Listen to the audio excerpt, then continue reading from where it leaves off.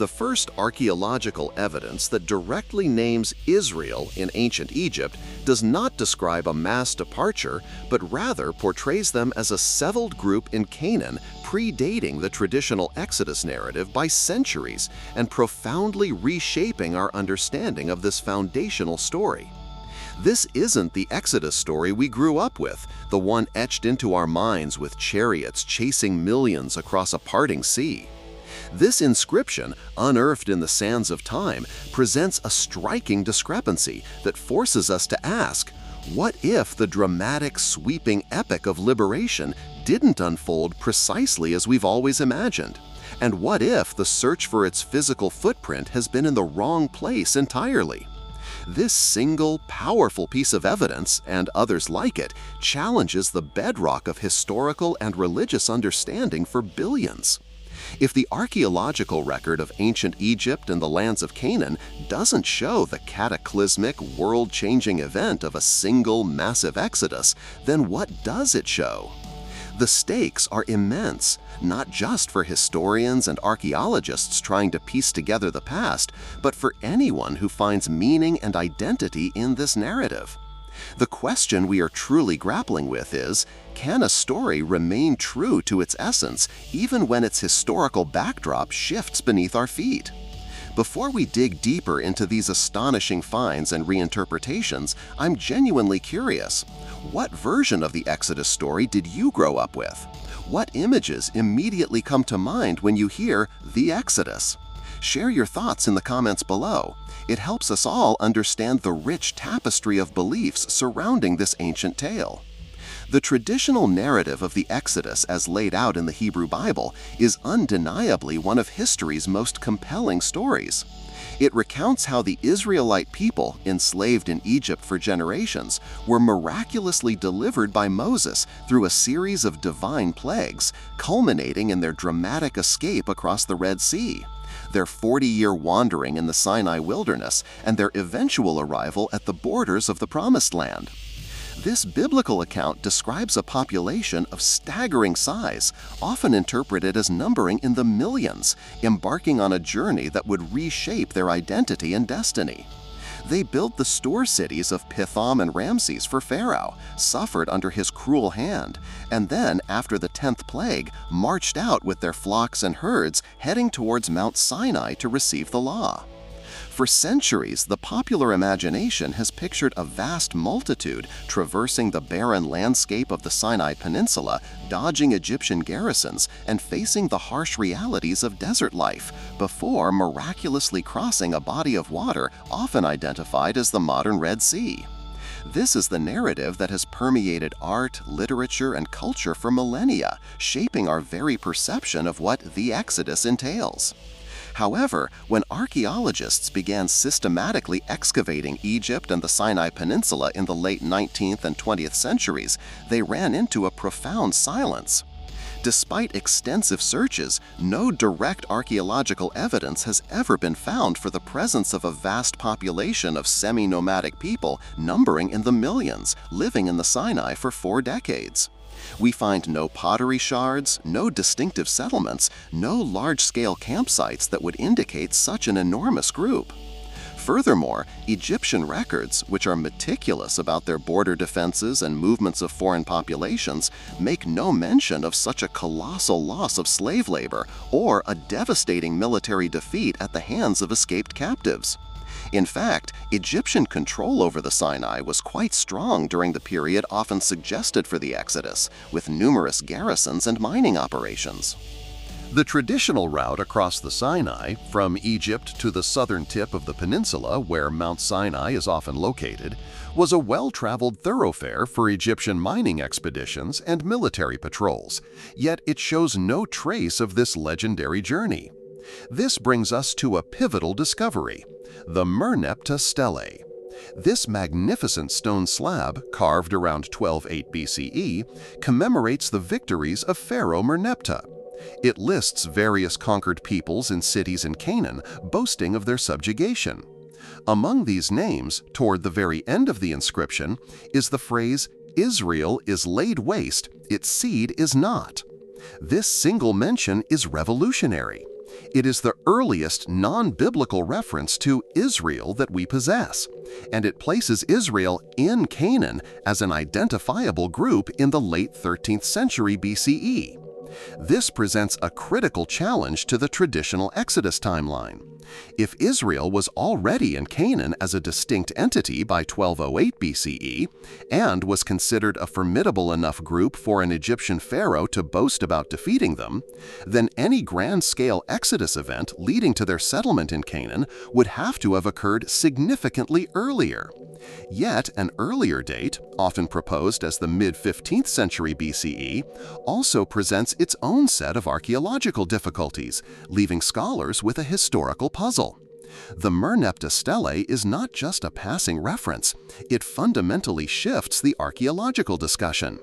It doesn't describe Israel as a newly arrived migrating group, but rather as an established social entity, substantial enough to warrant a mention in a pharaoh's victory inscription. This is why some scholars now propose an internal exodus, or a gradual emergence model. This perspective suggests that the origins of Israel might not lie solely in a grand migration from Egypt, but in a more complex process involving groups already present in Canaan, possibly alongside smaller elements who did come from Egypt. This doesn't necessarily deny an Egyptian connection, but it reframes the scale and nature of any departure. What if the Exodus narrative, while spiritually potent, is a composite memory, weaving together different experiences and local traditions over centuries? Could it be that the story we know is a powerful national epic that synthesized various origins into one cohesive narrative for a nascent people? Consider another critical linguistic detail from the biblical text itself: the Yam Suf, Hebrew Yam Suf. This term is almost universally translated in English Bibles as Red Sea, leading to the iconic image of the parting waters. However, the literal translation of Yam Suf is not Red Sea. It means Sea of Reeds or Papyrus Marsh. This is a crucial distinction. The modern Red Sea is a deep, saline body of water, unsuitable for reeds. However, there were, and still are, numerous shallow, marshy lakes and lagoons along the ancient land bridge between Egypt and the Sinai, especially in the northern delta region. These seas of reeds would have been far more geographically plausible locations for a crossing where strong winds could part shallow waters, temporarily exposing a muddy bottom, only for the waters to rush back in. This textual clarification alone immediately pulls the Exodus geography away from the vast, deep Red Sea and places it into a much more localized, marshy environment closer to the Egyptian border. This dramatically changes the logistics of a crossing, making it a more contained event, perhaps even one that could have been witnessed by a smaller group and still been perceived as a profound miracle. If the crossing happened in a marshy area near the Egyptian border, then the subsequent wilderness wandering also needs reevaluation. The traditional Sinai Peninsula, particularly its southern portion where biblical Mount Sinai, Jabal Musa, is often located, is extremely arid and mountainous. Sustaining a population of millions there for 40 years, even with miraculous provision, presents immense logistical challenges for archaeologists. Furthermore, Egyptian texts and archaeological finds show that the Sinai was not an empty wilderness during the Late Bronze Age. It was crisscrossed by trade routes, dotted with Egyptian garrisons, mining operations, and administrative centers. It would have been virtually impossible for a vast, slow-moving multitude to wander undetected for 4 decades. However, if the Exodus was a smaller group, perhaps even just a single clan or a few hundred people, and their journey took place in a less heavily patrolled area, or if the wilderness referred to a more specific, localized pastoral zone, the archaeological silence becomes less problematic. What if the wilderness was not the vast entire peninsula, but a more confined, accessible region that offered some sustenance, allowing for a more localized journey? This leads us to the archaeological findings in Canaan itself concerning the emergence of Israel. Excavations of early Israelite settlements in the central hill country of Canaan, dating to the late Bronze Age and early Iron Age, roughly 1200 to 1000 BCE, reveal something surprising. These early settlements, typically small, unfortified villages, show a strong cultural continuity with the preceding Canaanite population. Their pottery, architecture, and agricultural practices are largely indigenous. There's no distinct material culture that screams foreign invaders or a massive influx of people from Egypt. Instead, it looks more like a gradual process of sedentarization among existing Canaanite pastoralists, or a localized population shift rather than a conquest by an external force. This challenges the biblical narrative of a dramatic, widespread conquest described in the book of Joshua. Instead, it suggests a more complex, gradual process of identity formation within Canaan itself, where various groups, including some who may have had an Egyptian past, coalesced into what would become Israel. The discussion often touches upon the Hyksos period in Egypt.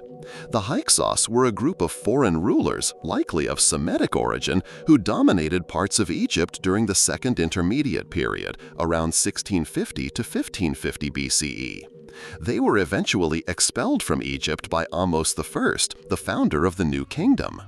Some scholars have proposed that the memory of the Hyksos expulsion, where a Semitic people were driven out of Egypt, might have served as a historical kernel or an influencing factor for the later Exodus narrative. While this theory is not universally accepted, it highlights how early traditions about groups leaving Egypt could have contributed to the evolving national story. It reminds us that historical events, especially those shaping a people's identity, are often layered and complex, drawing from different moments and experiences.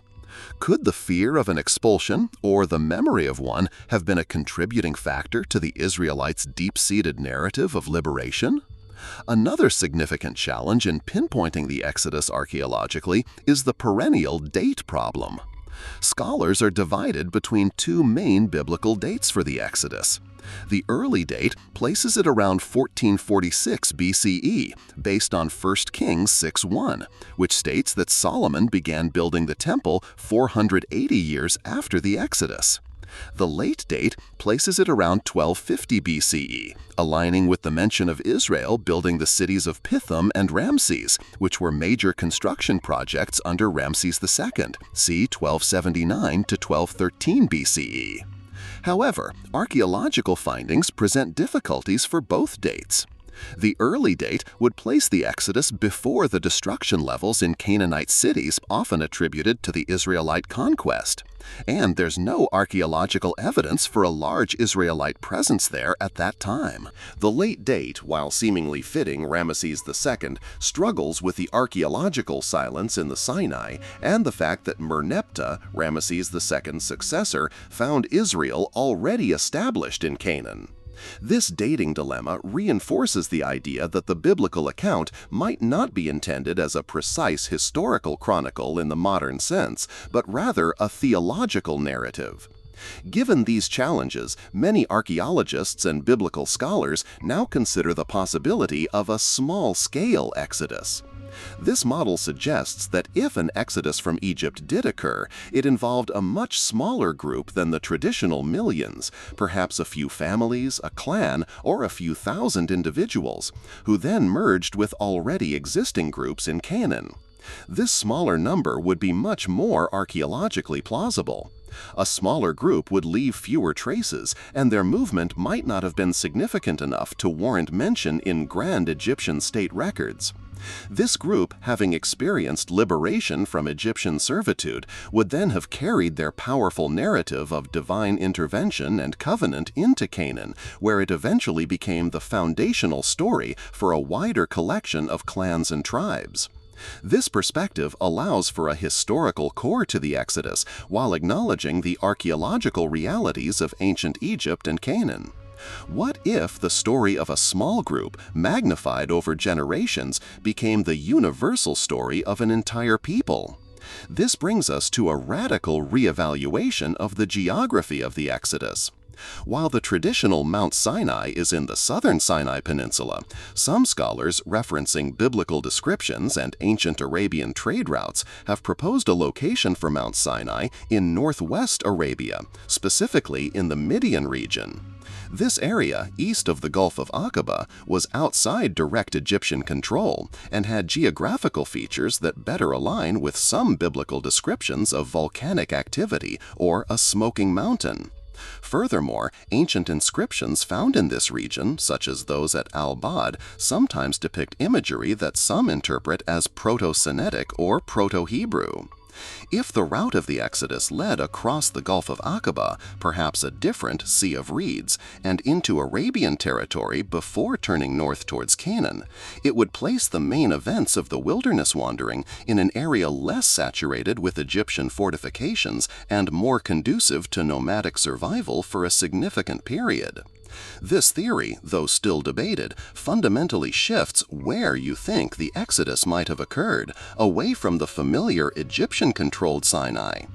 It's important to remember that the traditional Sinai Peninsula was a highly strategic and heavily monitored region for ancient Egypt.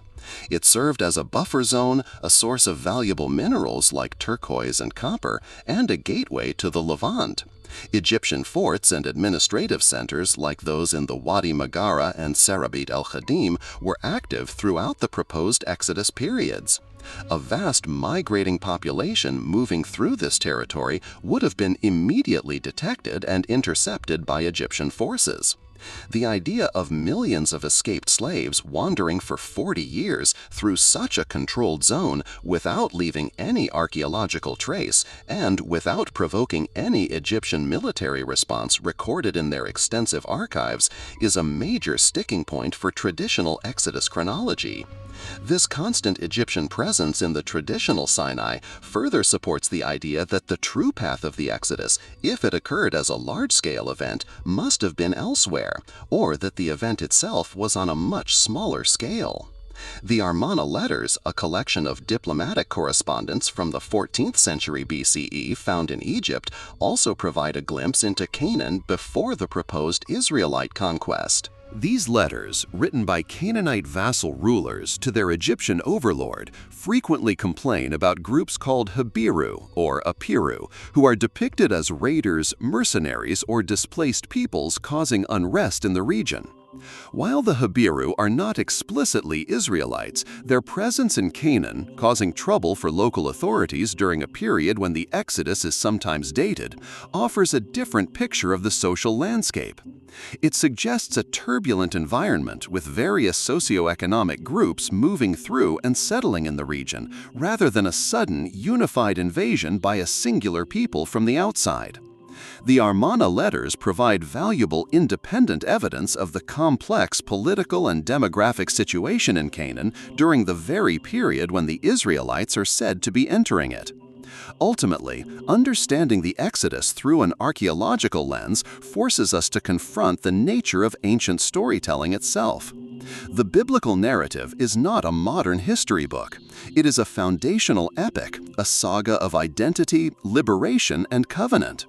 Its primary purpose was not to provide a precise itinerary or demographic census, but to convey profound theological truths about God's relationship with His people and their unique destiny. Over centuries, various traditions, memories of small-scale migrations, and experiences of social emergence or political struggle could have coalesced into the grand narrative we have today. The story of Israel in Egypt, Hebrew Yisrael b'Mitzrayim, became a powerful allegory for redemption, for the journey from slavery to freedom, a truth that transcends precise geographical coordinates or exact population figures. The lack of archaeological evidence for a mass exodus, far from disproving the narrative's power, invites us to understand it on a deeper, perhaps more metaphorical level. The possibility also remains that various Israelite groups had different origins, some perhaps always in Canaan, others arriving in smaller waves from Egypt or elsewhere. This idea of a multifaceted origin for the people of Israel, a process of ethnogenesis, allows for elements of the biblical story to be historically grounded, even if the grand scale and singular event depiction are products of later theological and literary development. The leaving Egypt could, for some, have been a physical departure, while for others it was an ideological or spiritual separation from foreign domination, a metaphorical journey that defined their new identity. This perspective respects both the profound spiritual truth embedded in the narrative and the complex realities unearthed by archaeology, suggesting that the Exodus is less about a single event's location and more about the ongoing formation of a people's soul. So, what can we actually say with confidence about the Exodus given the archaeological record? We can confidently say that the archaeological evidence, particularly the Merneptah stele, firmly places Israel in Canaan as a distinct entity by the late 13th century BCE. We can also say that the traditional image of millions of people traversing the Sinai Peninsula for 40 years finds no direct archaeological corroboration. The meticulous Egyptian records are silent on such an event, and the material culture simply isn't there. What we cannot say with confidence is that a mass exodus as depicted in the biblical text occurred precisely as a singular, large-scale historical event from the Nile Delta to the traditional Sinai. However, this does not mean there was no exodus. Instead, archaeology points to a more nuanced, complex picture, perhaps a smaller group or several small groups leaving Egyptian control or influence, bringing with them powerful memories and traditions of liberation. These experiences then integrated with existing populations in Canaan, contributing to the rich, layered formation of the Israelite people. So, what can we actually say with confidence about the Exodus, given the archaeological record?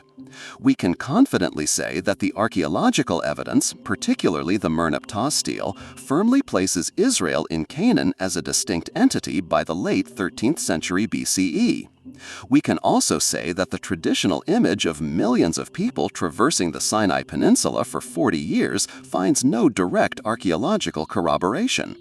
The meticulous Egyptian records are silent on such an event, and the material culture simply isn't there. What we cannot say with confidence is that a mass exodus, as depicted in the biblical text, occurred precisely as a singular, large-scale historical event from the Nile Delta to the traditional Sinai.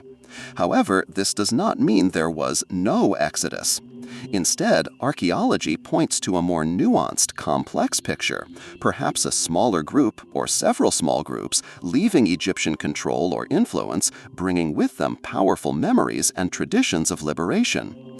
These experiences then integrated with existing populations in Canaan, contributing to the rich, layered formation of the Israelite people. The Exodus, therefore, was likely not found in one specific, archaeologically traceable route of millions, but rather in the gradual, often invisible, emergence of a people from various origins, united by a profound narrative of divine intervention and a journey towards freedom.